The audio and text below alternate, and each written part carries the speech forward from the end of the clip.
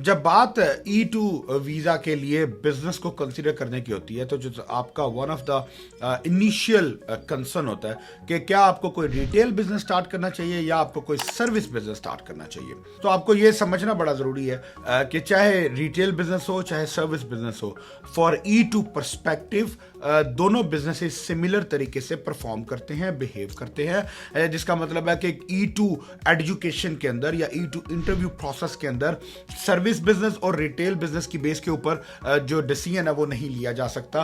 But the thing which matters the most is कि how these business are structured, कि how is your investment plan, how is your hiring plan, how is the business growth, how is your scalability options available, how is your the managerial capabilities and capacities for the business, कि कौन से business को आप अच्छे से manage कर सकेंगे। तो those are the factors which can influence the results for your business on E2 visa। तो कैटेगरी ऑफ द बिजनेस से फर्क नहीं पड़ता। फॉर एग्जाम्पल आप अगर एक प्रोफेशनल डॉक्टर हैं तो ऐसा नहीं कि आप कोई गैस स्टेशन या ग्रोसरी का बिजनेस कर नहीं सकते, लेकिन अगर उस बिजनेस के बारे में आपको पता नहीं है, आपको कोई नॉलेज और इंफॉर्मेशन नहीं है, आपके पास कोई एक्सपीरियंस या एक्सपर्टीज नहीं है या आपके शौक और पैशन नहीं है, तो that will impact on the nature of the business.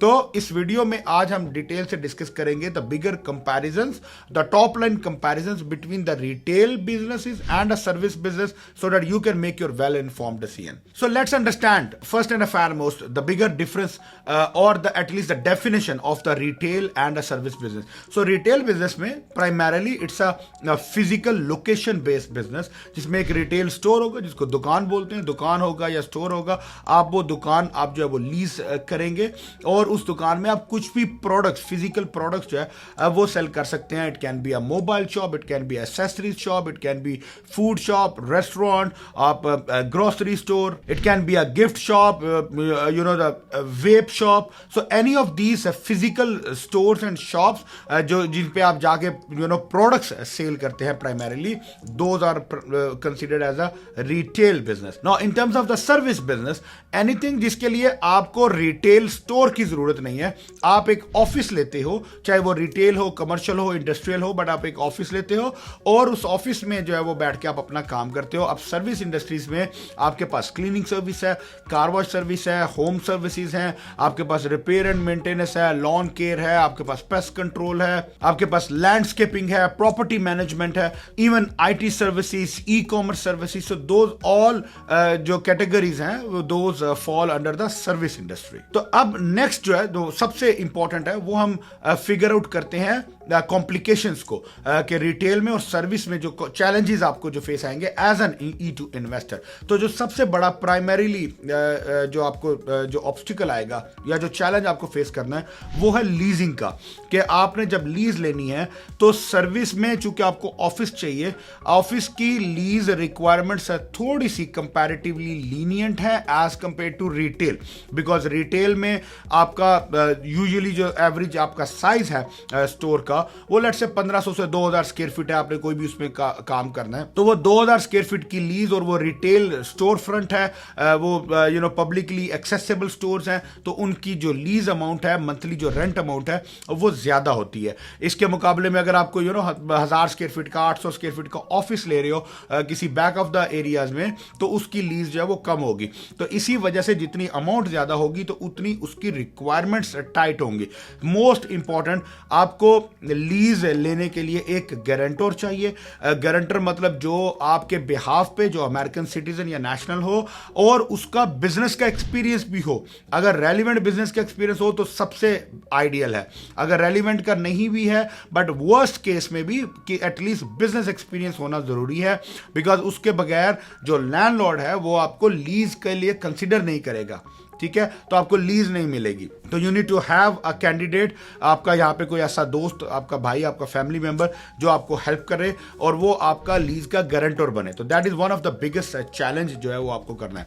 अच्छा, सेकंड जो चैलेंज है वो इसी लीज या जो फिजिकल प्लेस है उससे लेके करते हैं, और वो है कि सर्टिफिकेट ऑफ ऑक्यूपेंसी, यानी रिटेल स्टोर्स हैं तो उसकी इंस्पेक्शंस होगी, उसकी पूरे कोड्स के अकॉर्डिंगली, उसकी काउंटी की रेगुलेशंस के अकॉर्डिंगली, उसकी जो जो कंस्ट्रक्शन है उसकी रिक्वायरमेंट्स है, उसके फायर मार्शल है, सिविल डिफेंस है, उसके बाद जो फाइनल इंस्पेक्शंस है उसके अप्रूवल्स होंगे और फिर आपको सर्टिफिकेट ऑफ ऑक्यूपेंसी मिलेगा। As compare to that services business में you still need certificate of occupancy but it's not as strict as compare to retail. तो उसमें आपको कोई ऐसी फायर मार्शल्स और सेफ्टी सिक्योरिटीज और फूड इंस्पेक्शंस एंड म्यूनिसिपैलिटीज, आपको उनकी अथॉरिटीज और उनके लाइसेंसेस और इंस्पेक्शंस और अप्रूवल्स नहीं चाहिए। तो that makes a very big difference. अब नेक्स्ट जो हम बात करते हैं वो है इन्वेस्टमेंट अमाउंट की। कि रिटेल, जैसे मैंने पहले बताया कि रिटेल एक एक्सपेंसिव बिजनेस है, तो या उसकी लीज अमाउंट ज्यादा होती है, तो रिटेल बिजनेस के लिए आपका जो कैपिटल इन्वेस्टमेंट है वो इंक्रीज हो जाती है। यानी आपने अगर एक स्टोर लिया तो खाली स्टोर में आप लेट से ग्रोसरी बना रहे हो तो आप मतलब माल कहां पे रखोगे? आपको इंफ्रास्ट्रक्चर भी चाहिए, आपको रैक्स चाहिए, शेल्विंग चाहिए, आपको उसकी मेंटेनेंस चाहिए, तो वो सारी चीजें आप करोगे। उसके बाद रिटेल है तो बाहर साइन बोर्ड लगेगा। एक साइन बोर्ड जो है वो एटलीस्ट ऑन एवरेज 8 से 10,000 15,000 डॉलर में आता है। इसी तरह रिटेल है तो उसमें आपके जो है वो कैश रजिस्टर जो POS सिस्टम्स है या जो चेकआउट सिस्टम है वो लगेगा। वो भी आपका 5 से 15,000 12,000 डॉलर तक जो है वो आपका एक POS टर्मिनल जो है वो बिल्टअप होता है। So those are the expenses जो आपको रिटेल स्टोर्स पे ज्यादा करने हैं। While as compared to that, अगर आप सर्विसेज बिजनेस में ऑफिस में बैठे हो तो all what you need is a website, और वेबसाइट के ऊपर गेटवेज लग जाएंगे। Customers can come and pay you directly from their website, so you do not have to pay that infrastructure and all. You just put your table chair, आपका अपना एक basic सा जो है वो सिटिंग अरेंजमेंट बनाए and you are all good. अच्छा, अब यहां पे चैलेंज ये आता है, लोग ये कहते हैं अच्छा जी हम लेट से क्लीनिंग सर्विस कर देते क्योंकि हमें ये सारे रिटेल के चैलेंजेस नहीं करने, बट हमने ऑफिस बना लिया, लेट से 5,000 डॉलर में हमें लीज भी मिल गई, फर्नीचर फिक्सर भी डाल लिया, अब बाकी इन्वेस्टमेंट कहां पे करें? तो सर्विस बिजनेस में जो बड़ा चैलेंज आता है वो ये होता है कि आपके पास रीजनेबल प्लेस ऑफ इन्वेस्टमेंट जो है वो आपको समझ नहीं आ रही होती या नजर नहीं आ रही होती। जैसे रिटेल में तो आपने इन्वेंटोरी ले ली है, आपने फर्नीचर पे दिए, कॉन्ट्रैक्टर को पैसे दिए, तो आपका पैसा लग गया। अब यहां पे आपने E2 की रिक्वायरमेंट के लिए 1 लाख 1.5 लाख डॉलर लगाना है, तो वो कहां पे लगाएंगे? तो अब उसको समझ लेते हैं कि वो चैलेंजेस ये होते हैं। For example nature of business हम लेते हैं, लेट्स से आपका कोई क्लीनिंग सर्विस का बिजनेस है, तो क्लीनिंग क्रू के लिए आपको गाड़ी चाहिए जिसमें स्टाफ जो है वो ट्रांसपोर्ट करेगा। आपको क्लीनिंग सप्लाईज चाहिए, वैक्यूम्स हैं, प्रेशर वॉशर्स हैं, आपके क्लीनिंग सप्लाईज हैं, आपके अपनी ब्रांडेड उसकी जो मर्चेंडाइज होंगे वो चाहिए, यूनिफॉर्म्स चाहिए, वो सारी चीजें आपकी लगेंगी। इंश्योरेंस चाहिए क्योंकि इंश्योरेंस अमाउंट जो है वो हैवी होती हैं यहाँ पे बिजनेसेस की अमेरिका में, तो वो इंश्योरेंस की अमाउंट्स आपकी लगेंगी। इसके बाद जो मोस्ट इंपॉर्टेंट या जो सबसे हैवी आपकी इन्वेस्टमेंट जाएगी अदर देन द व्हीकल, वो है आपकी ऑनलाइन, जिसमें आपकी वेबसाइट्स, आपके ऑनलाइन कंप्लीट जो आपके इंजन बनेंगे ऑनलाइन, जो आपकी जहां से आपका बिजनेस मार्केट करेगा, आपकी मार्केटिंग के एक्सपेंसेस होंगे, आपके SEO एजेंसीज हायर होंगी, आपकी एडवर्टीजमेंट्स लगेंगी, गूगल फेसबुक की एडवर्टीजमेंट्स होंगी। तो दोज आर द प्लेसेस जहां पे आपका मेजर चंक ऑफ इन्वेस्टमेंट जो है वो जाएगा। नेक्स्ट जो हम बात कर लेते हैं वो है हायरिंग के ऊपर।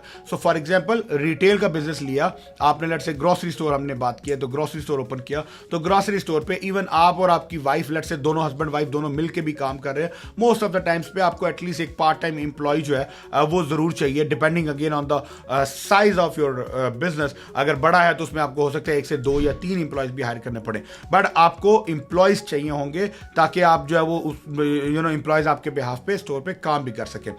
इसी तरह सर्विस बिजनेस में आपको ज्यादा एम्प्लॉय चाहिए होंगे। इसका चैलेंज ये है क्योंकि यहाँ पे फिजिकल स्टोर तो नहीं है, बट लेट्स से अगेन हम क्लीनिंग कंपनी की बात करते हैं, तो अगर आपकी क्लीनिंग सर्विस का ऑर्डर आया तो you as owner of the company आप खुद जाके क्लीनिंग नहीं करते हो, आप एम्प्लॉयज हायर करते हो।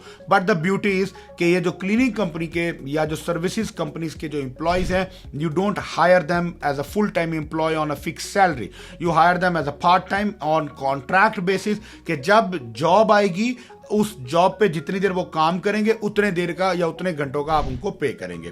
So that makes it a very convenient option कि जूजू के पहले आपके पास ऑर्डर आ रहा है, कस्टमर आपको पे करेगा और आप जो है वो आगे एम्प्लॉय को पे करेंगे। अच्छा, अब दोनों बिजनेसेस की ऑपरेशनल चैलेंजेस की बात कर लेते हैं। ये ऑपरेशनल चैलेंजेस में जो रिटेल बिजनेस है उसमें ऑफ कोर्स सबसे बड़ा जो ऑपरेशनल चैलेंज है वो है हैवी अमाउंट ऑफ जो ऑपरेटिंग एक्सपेंसेस है, यानी रेंट हाई है, यूटिलिटीज हाई हैं, इंश्योरेंस हाई है, और आपकी जो इंप्लॉयज हैं, सैलरीज वो हाई हैं और इन्वेंटरी की अमाउंट जो है वो हैवी है, ठीक है। As compare to that service business में जाएंगे तो जो आपके चैलेंजेस आएंगे वो है स्टाफ मैनेजमेंट, कि आपको रेलिवेंट स्टाफ जो है वो हायर करके एवरी सिंगल टाइम एंगेज करके रखना है, ताकि जब आपके पास ऑर्डर आए आप उनको जो है वो स्टाफ को जो है वो वहां पे डिप्लॉय कर सके। सेकंड जो बड़ा चैलेंज है वो क्लाइंट एक्विजिशन का है, कि ठीक है सारा सिस्टम तो आपने बना दिया, अब रिटेल पे तो वॉक इन कस्टमर आता है, आपके पास वॉक इन कस्टमर नहीं आएगा, तो उसके लिए जो सोल्यूशन है वो ये है कि आपने उसके लिए हैवी एडवर्टीजमेंट्स और ऑनलाइन मार्केटिंग और ब्रांडिंग करनी है, ताकि आप अपने राइट ऑडियंस तक पहुंच सके और आपके पास कस्टमर आ सके। थर्ड जो मोस्ट इंपॉर्टेंट चैलेंज है वो है स्केड्यूलिंग का या मैनेजमेंट का, कि आपके पास आपने किस एरिया का काम पकड़ना है, किस एरिया में स्टाफ को भेजना है, आपने अपने राउट्स को ऑप्टिमाइज कैसे करना है, आपने अपनी ऑपरेशनल जो चैलेंजेस हैं उनको मिनिमाइज कैसे करना है। तो इस तरीके से जो है वो दोनों, हर बिजनेस के अपने अपने चैलेंजेस हैं, तो this will be the top line comparison between the retail and the service operational challenges. अब लास्टली जो है वो हम प्रॉफिटेबिलिटी के ऊपर या मार्जिन के ऊपर बात कर लेते हैं,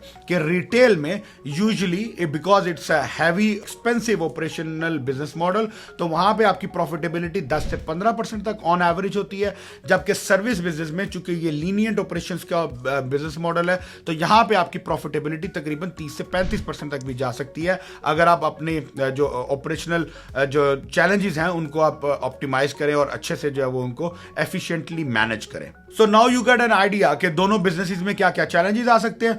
अब जो आपका लास्ट क्वेश्चन होता है कि which business model is better for you, so the answer is that अगर आप डिपेंड कि आपका ऑब्जेक्टिव्स क्या है या आपकी पर्सनैलिटी क्या है या आप किस तरह के बिजनेस में कंफर्टेबल हो। अगर आप के पास एक तो number 1 heavy amount of investment है, आप रिटेल पे कंफर्टेबल हो कि आपको मार्केटिंग नहीं करनी है, आप दुकान खोलो और उस पर कस्टमर खुद से आ जाए और आप उसको माल बेच दो, तो आप रिटेल पे चाहिए। अगर आपके पास कैपेसिटी है या आपके पास नॉलेज है या आप में स्किल्स सीखने की करंट है कि आप जाके स्किल्स सीख सकते हो, सर्विस बिजनेस को मैनेज कर सकते हो, मार्केटिंग कर लोगे, कस्टमर सर्विस दे लोगे, क्वालिटी कंट्रोल जो है वो कर पाओगे, तो फिर आप जो है वो सर्विसेज के बिजनेस में जाइए। So hope this video will help you in understanding and identifying कि कौन सा बिजनेस जो है वो आपके लिए सूटेबल है। तो इसके बाद भी अगर आपके कोई फर्दर क्वेश्चंस हो, कोई कंसर्न्स हो with regards to the retail और सर्विस बिजनेस और E2 visa regulations, then feel free to reach out to me and my team would be happy to address all of your concerns. Thank you so much. Assalamu alaikum.